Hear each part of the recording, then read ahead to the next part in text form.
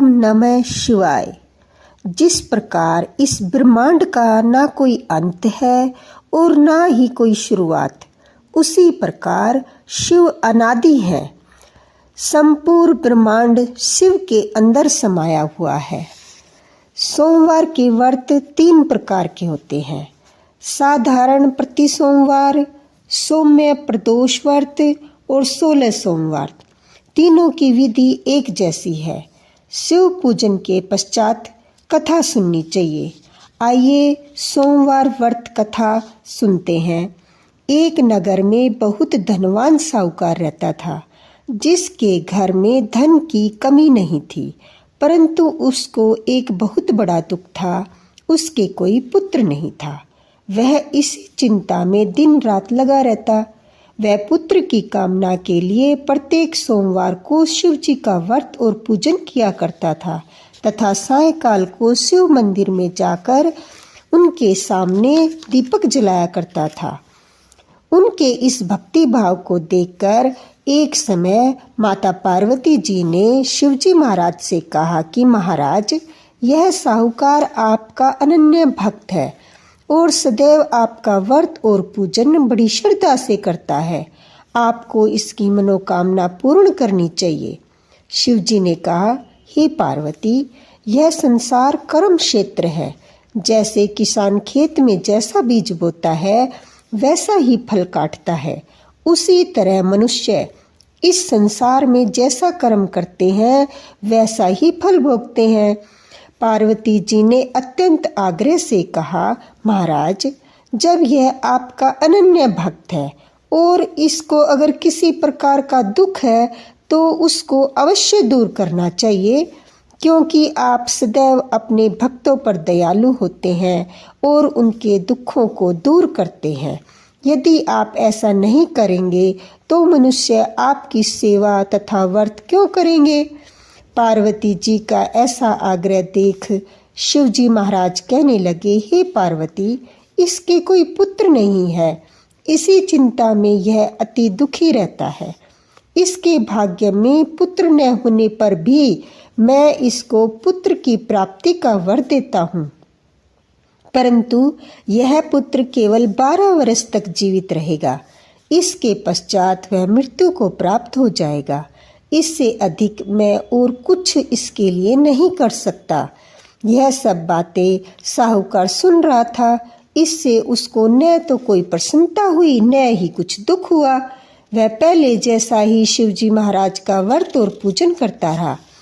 कुछ काल व्यतीत होने पर साहूकार की स्त्री गर्भवती हुई और 10वें महीने में उसके गर्भ से अति सुंदर पुत्र की प्राप्ति हुई।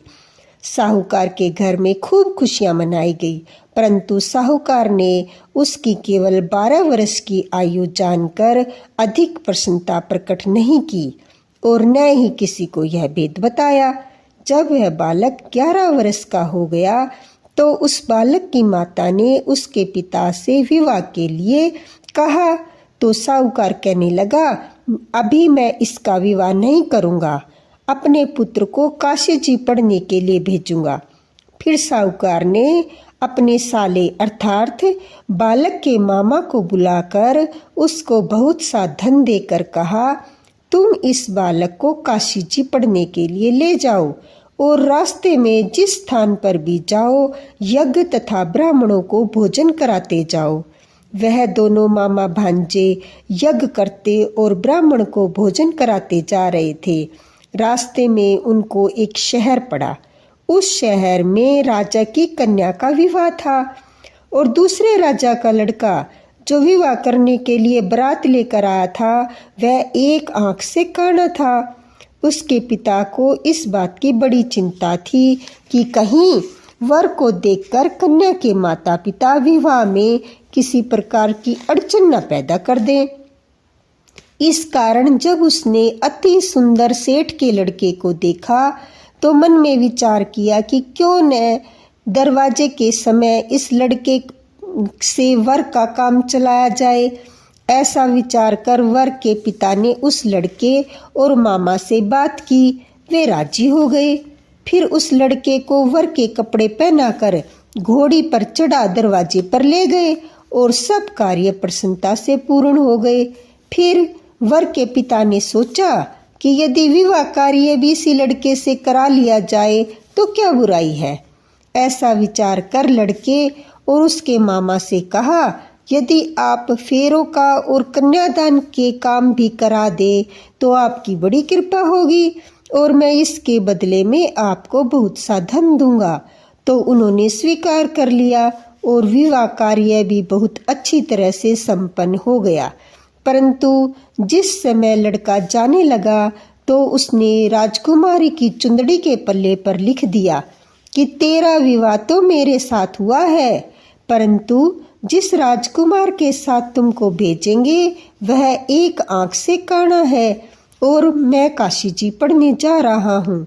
लड़के के जाने के बाद उस राजकुमारी ने जब अपनी चुंदड़ी पर ऐसा लिखा हुआ पाया तो उसने राजकुमार के साथ जाने से मना कर दिया और कहा कि ये मेरा पति नहीं है, मेरा विवाह इसके साथ नहीं हुआ, वह तो काशी जी पढ़ने गया है। राजकुमारी के माता पिता ने अपनी कन्या को विदा नहीं किया और बारात वापस चली गई।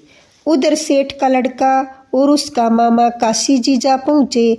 वहाँ जाकर उन्होंने यज्ञ करना और लड़के ने पढ़ना शुरू कर दिया।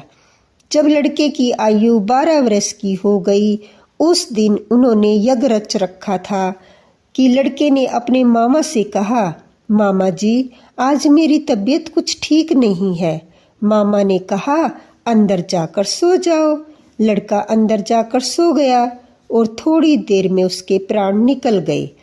जब उसके मामा ने आकर देखा कि वह मुर्दा पड़ा है तो उसको बड़ा दुख हुआ और सोचने लगा कि अगर मैं अभी रोना पीटना मचा दूंगा तो यज्ञ का कार्य अधूरा रह जाएगा। अतः उसने जल्दी से यज्ञ का कार्य समाप्त कर ब्राह्मणों के जाने के बाद रोना पीटना आरंभ कर दिया। संयोगवश उसी समय शिव पार्वती जी उधर से जा रहे थे। जब उन्होंने जोर जोर से रोने की आवाज सुनी तो पार्वती जी कहने लगी, महाराज कोई दुखिया रो रहा है, इसके कष्ट को दूर कीजिए। जब शिव पार्वती ने पास जाकर देखा तो वहाँ एक लड़का मुर्दा पड़ा था। पार्वती जी कहने लगी, महाराज यह तो उसी सेठ का लड़का है जो आपके वरदान से हुआ था। शिव जी कहने लगे, हे पार्वती इसकी आयु इतनी ही थी, वह यह भोग चुका है। तब पार्वती जी ने कहा, हे महाराज इस बालक को और आयु दो, नहीं तो इसके माता पिता तड़प तड़प कर मर जाएंगे। पार्वती जी के बार बार आग्रह करने पर शिव जी ने उसको जीवन वरदान दिया और शिव जी महाराज की कृपा से लड़का जीवित हो गया। शिव जी और पार्वती जी कैलाश को चले गए। तब वह लड़का और मामा उसी प्रकार यज्ञ करते और ब्राह्मणों को भोजन कराते अपने नगर की ओर चल पड़े। रास्ते में उसी शहर में आए जहाँ उनका विवाह हुआ था। वहाँ पर आकर उन्होंने यज्ञ आरंभ कर दिया। तब उस लड़के के ससुर ने उसको पहचान लिया और अपने महल में ले जाकर बड़ी खातिर की, साथ ही बहुत से दास दासियों सहित आदर पूर्वक लड़की और जमाई को विदा किया।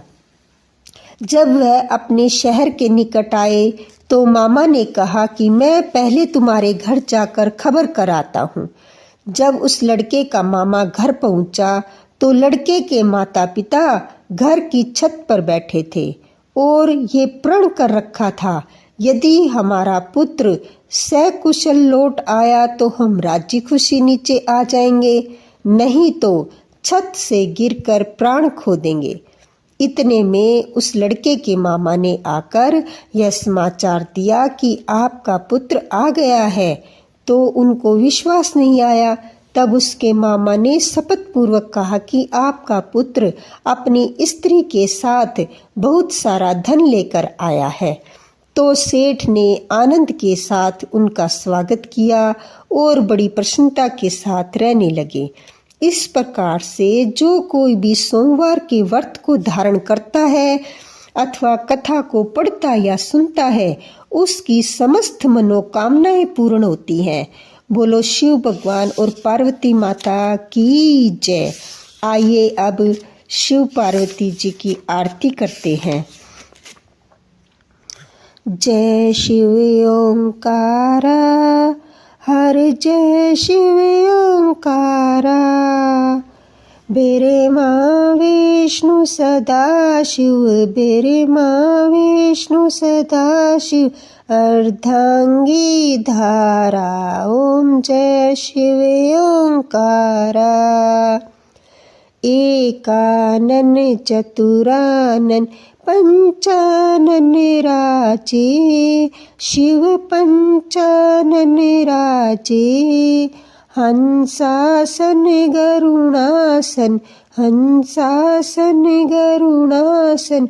वृषवाहन साजे, ओम जय शिव ओंकारा। दो भुज चार चतुर्भुज, 10 भुज ते सोहे। शिव 10 भुज ते सोहे। तीनों रूप निरखता, तीनों रूप निरखता। त्रिभुवन जन मोहे, जय शिव ओंकारा। अक्षमाला बनमाला, मुंडमाला धारी। शिव मुंडमाला धारी। चंदन मृग मद सोहे, चंदन मृग मद सोहे। भोले शुभकारी, ओम जय शिव ओंकारा। श्वेतांबर पीतांबर बाघंबर अंगे, शिव बाघंबर अंगे। सनकादिक ब्रह्मादिक, सनकादिक ब्रह्मादिक। भूतादिक संगे, ओम जय शिव ओंकारा। कर मध्य कमंडल चक्र त्रिशूल धरता। शिव चक्र त्रिशूल धरता। जग करता जग हरता, जग करता जग हरता। जग पालन करता, ओम जय शिव ओंकारा। बेरमा विष्णु सदा शिव जानत अविवेका। शिव जानत अविवेका। प्रणव अक्षर के मध्य, प्रणव अक्षर के मध्य। ये तीनों एका, ओम जय शिव ओंकारा। तेरे गुण शिव जी की आरती जो कोई नर गावे। शिव जो कोई नर गावे। कहत शिवानंद स्वामी, कहते हरि हर स्वामी। मनवांछित फल पावे, ओम जय शिव ओंकारा। जय शिव ओंकारा। स्वामी हर शिव ओंकारा। बोलो भोले बाबा की जय, पार्वती माता की जय।